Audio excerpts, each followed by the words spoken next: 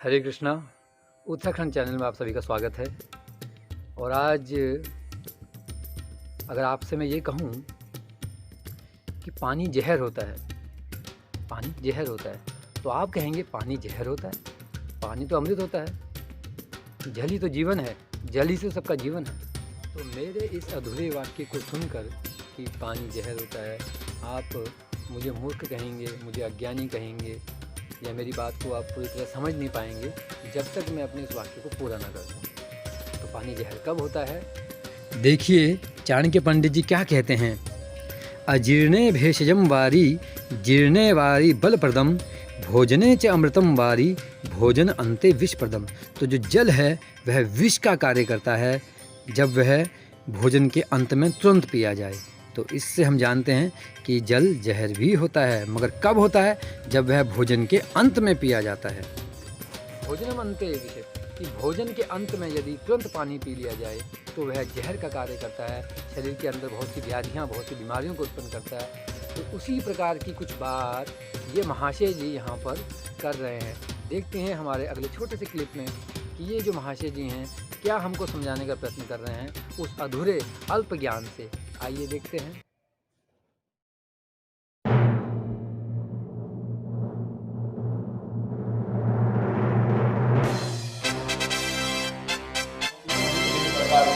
ये 33 कोटि 33 प्रकार के अवयव पदार्थ हैं, इन्हीं को कहते हैं देव। यहाँ देखिए स्वयं भगवान के भक्त स्वयं भगवान गीता में कह रहे हैं अर्जुन से, भक्तों सी में सखा चेती, कि तुम मेरे भक्त भी हो और मेरे क्या हो, मेरे मित्र भी हो। तो इसीलिए मैं तुम्हें ये रहस्य बतला रहा हूँ। तो वो जो अर्जुन हैं वो जब भगवान के शरीर में 11वें अध्याय में भगवद गीता के विराट रूप में वह क्या देखता है, वह बताता है कि शिव के विविध रूप, मरुतगण, वसु, आदित्यगण, इन सब को वह क्या देख रहा है कि ये सब भगवान को आश्चर्यचकित होकर देख रहे हैं। तो यहाँ पर ये प्रश्न उठता है कि ये जो व्यक्ति है, ये जो अपने आप को आर्य समाजी कह रहा है, जबकि आर्य नहीं अनार्य है, तो ये जो कह रहे हैं, ये जो अपना अधूरा अल्प ज्ञान लेके आए हैं, तो बृहदारण्यक उपनिषद में से ये 33 देवताओं को क्या बतला रहे हैं? 33 देवताओं को अव्यय, 33 देवताओं को पदार्थ बतला रहे हैं कि ये जो 33 देवताओं में से जो 8 वसु हैं, 8 वसु किसने कह रहे हैं? पृथ्वी, जल, अग्नि, वायु, आकाश, सूर्य, चंद्र और नक्षत्र, इनको 8 वसु बतला रहे हैं। और कहने का मतलब है इन 8 वसुओं को तत्व बतला रहे हैं, पदार्थ बतला रहे हैं, हमारी तरह कोई जीवित व्यक्ति नहीं बतला रहे हैं। तो अब ये प्रश्न यहाँ खड़ा हो जाता है कि अर्जुन जो विराट रूप में भगवान श्री कृष्ण को जब उनका विराट रूप देखता है उस युद्ध के मैदान में, तो क्या कहता है कि शिव के विविध रूप, आदित्यगण, मरुतगण, वसु, ये सब आपको आश्चर्यचकित होकर देख रहे हैं। तो अब यहाँ ये प्रश्न उठता है कि इनमें से ये जो तत्व हैं या वास्तव में ये देवता हैं?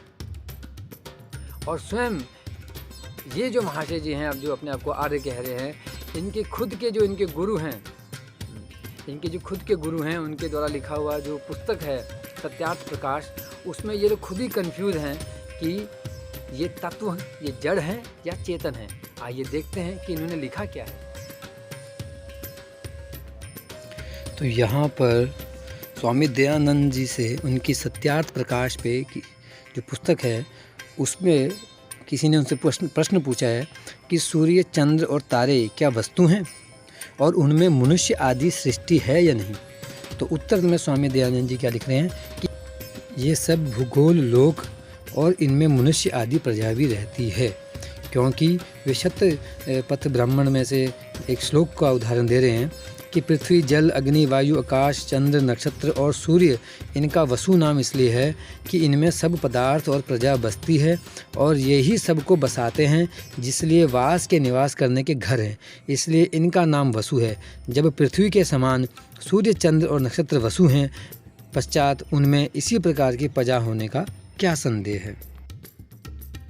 अब देखिए यहाँ पर सत्यार्थ प्रकाश के सप्तम समुल्लास में पृष्ठ 132 पर क्या कह रहे हैं कि 33 देवता अर्थात पृथ्वी, जल, अग्नि, वायु, आकाश, चंद्रमा, सूर्य और नक्षत्र यहाँ स्वामी दयानंद जी ने इन्हें चेतन मान लिया।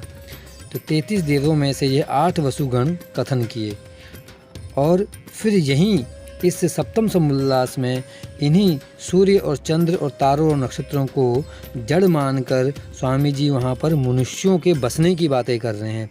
तो यहाँ प्रश्न उठता है स्वामी दयानंद जी के ऊपर कि उनकी कौन सी बात को सत्य माने। यह 8 वसुगण जो आपने यहाँ पर कथन किए हैं उन्हें आप क्या मानते हैं, जड़ या चेतन? तो देखिए, फैसला अब हमें करना है कि या तो हम भगवान श्री कृष्ण के भक्त अर्जुन पर श्रद्धा रखें, उस पर विश्वास रखें, या अर्जुन की बात मान लें, या फिर हम इस कलयुग में जो पैदा हुआ ये आर्य समाजी है, या तो इसकी बात मानें। यथा इच्छेसी तथा कुरु, जैसी आपकी इच्छा है ऐसा आप कर सकते हैं।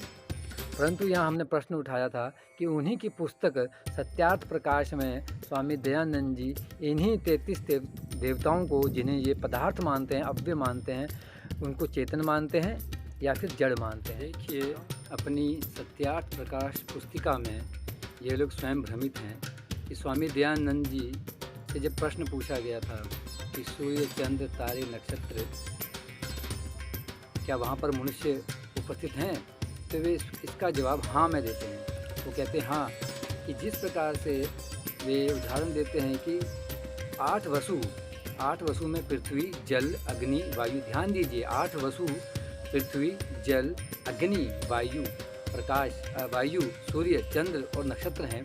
तो वो कहते हैं कि जिस प्रकार से पृथ्वी एक वसु है तो उसमें हम लोग विराजमान हैं, उसी प्रकार से अग्नि भी एक वसु है, जल भी एक वसु है और आकाश भी एक वसु है।